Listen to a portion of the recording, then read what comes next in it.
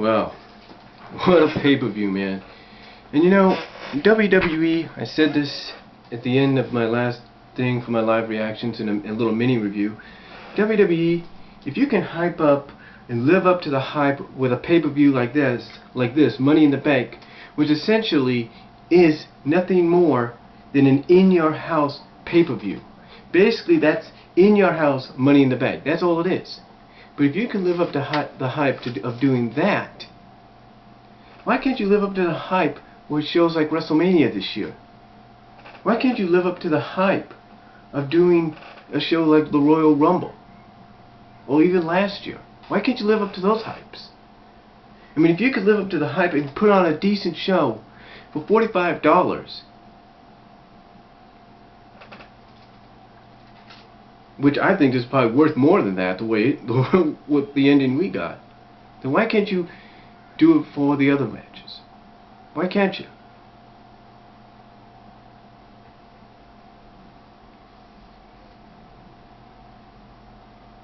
I mean, is there a reason for that?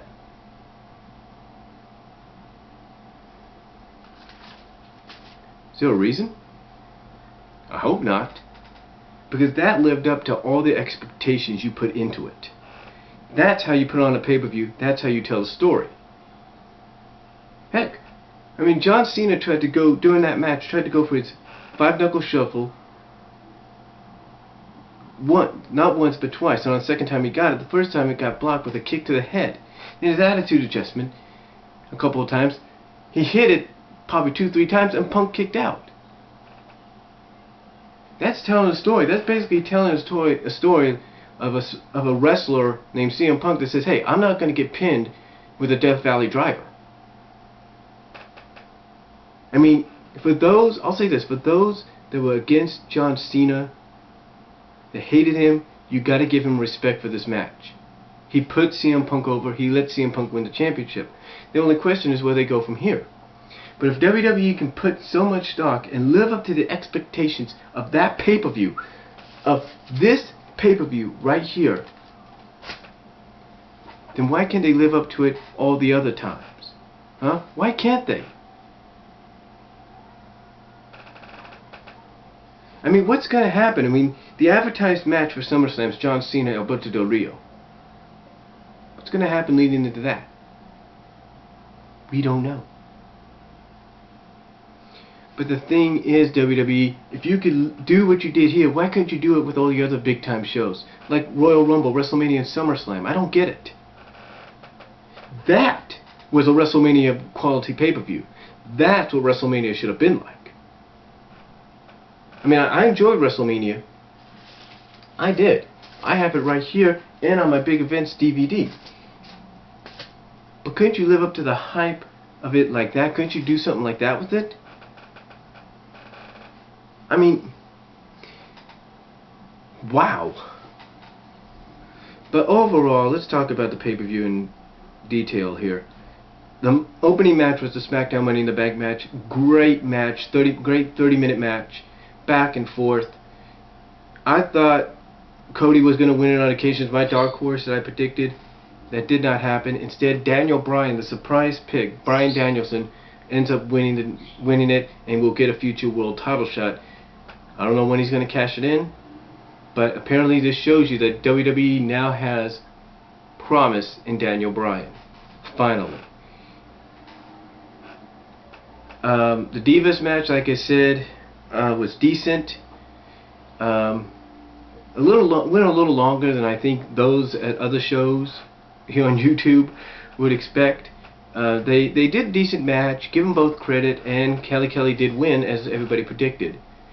Mark Henry and the Big Show, physical match back and forth. Mark Henry wins after 2 World's Strongest Slams and 2 big splashes, and then post-match puts a chair on Big Show's leg, this leg right here. Puts the chair in between, on the ankle I should say, and falls down and basically does a Vader bomb on top of it, thus injuring the Big Show, at least spraining his ankle. Then we had the Money in the Bank match for Raw. Great match back and forth. I thought Ray was going to get it. I thought Evan was. I mean, the moment of the match, I'll tell you this, was when Evan Bourne did a shooting star press airborne off the top of his tall ladder outside of the ring, not in the ring, but outside of it. But great match back and forth.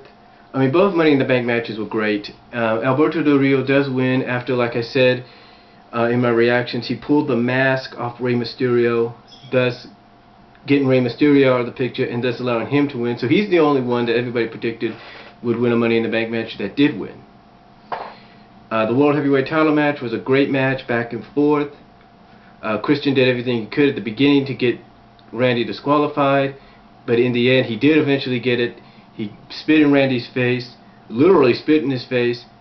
Randy went berserk, started punching Christian in the face, but then as the referee got Randy off of Christian, Randy ends up punting Christian, not punting, but low blowing, kicking him in the balls, if you will, thus getting himself DQ'd. Christian is the new World Heavyweight Champion. Post-match, Randy Orton goes insane, starts attacking Christian, tackles him over the announce table, then RKO's him not once but twice on the announce table. And then, of course, the WWE title match between, well, before that, yeah, again, going back to that match, Christian is the new world champion, like I said. But then the WWE title match, oh my God, almost 40 minutes worth of action, back and forth, reversal after reversal, CM Punk kicking out of the Attitude Adjustment, countering the STF into an Anaconda Vice.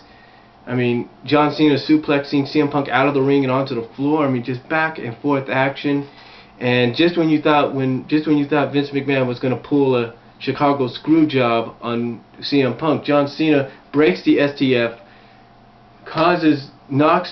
hits John Laurinaitis down, and says, "No, I'm not going to do this the way. I want to do it my way." And thus, what happens? CM Punk gets a distracted John Cena, GTS 1, 2, 3, and after almost 40 minutes, CM Punk is the new WWE Champion. Vince McMahon goes berserk, gets on the headset, tries to get Alberto out there to cash in. CM Punk, though, beats Alberto literally right to the punch by punching him in the face, knocking him down, and then walks through the crowd and out of the arena and into I guess you could say, the concession areas with the WWE title in hand. So overall, a great pay-per-view. I give it an A+, 10 out of 10. Definitely worth the $45 you have to spend. Or the $55 depending on if you have HD. Just unbelievable pay-per-view. I definitely recommend you guys ordering the Encore throughout the week, downloading it if you can. You know, something told me just to, here's the thing, I was thinking of just waiting to download this, but something told me to order it because I knew something big was going to happen, and it did. 10 out of 10, 100 out of 100, a billion-star effort by WWE, A+, unbelievable. And that's how you put on a show, WWE. And again, WWE, that's how you put on a show. Why couldn't you do that with WrestleMania? I mean, again, I liked WrestleMania, but why couldn't you do that with that? And let's hope you can build that momentum going into your third biggest show of the year, SummerSlam. Let's hope you can do that. So, overall, great show. Highly recommend you see it. Either way, download it, watch the Encore. Definitely worth it. And that's all I'm going to say. Find a torrent if you have to, but definitely worth watching. This is an unbelievable match. Unbelievable matches. Great matches. Great Money in the Bank matches. Great championship matches.